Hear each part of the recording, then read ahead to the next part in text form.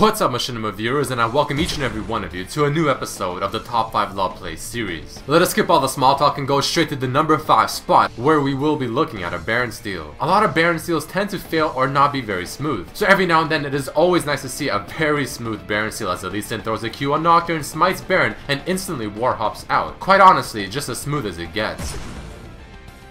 But let us continue on forward and go to the number 4 spot in this Top 5 LoL Play series, where once again around the Baron pit, we're gonna see a huge fight erupt. Udyr tried flashing in to get the smite on Baron steal, but unfortunately for him, not only did he miss, but he also paid the price. And at the moment it's looking quite promising for the blue team, but as Mordekaiser uses the Zhonya, Sona comes in with the flash and gets a 5-man ultimate that sets up the Mordekaiser perfectly as he comes out of Zhonya's and AoEs them all down without any problems while almost picking up a pentakill on the Thresh.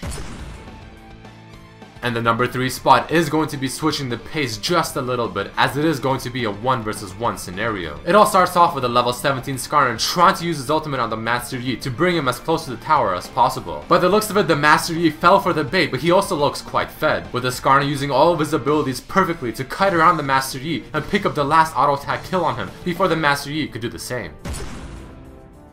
The 1v1 was quite intense, but we got a lot more plays to show, as this one in the bottom lane is gonna start off with the Graves getting pulled in by the Blitz, following up with an exhaust and the Jinx's E. At the moment it is looking quite grim for the Graves, but the Thresh support flashes in, throws in the Lantern just in case, gets the hook on the Jinx followed by the exhaust. The Graves finally seeing the opportunity to use his ultimate, picks up a kill on the Jinx. And as the Blitz goes full out to try and pick up the very low HP Graves, he seems to also have failed, in what was a sweet turnaround for the Graves.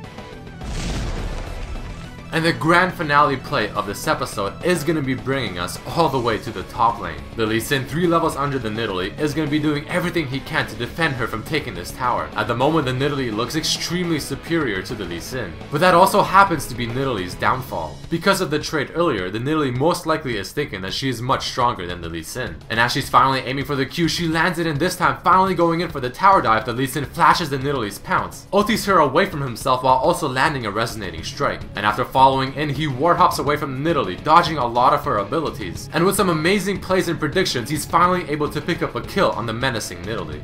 Alright guys, I hope you did enjoy this week of Top 5 LoL Plays. Do not forget to submit your own clips as well to get a chance to be featured in the next episode. Description will contain the information that you need.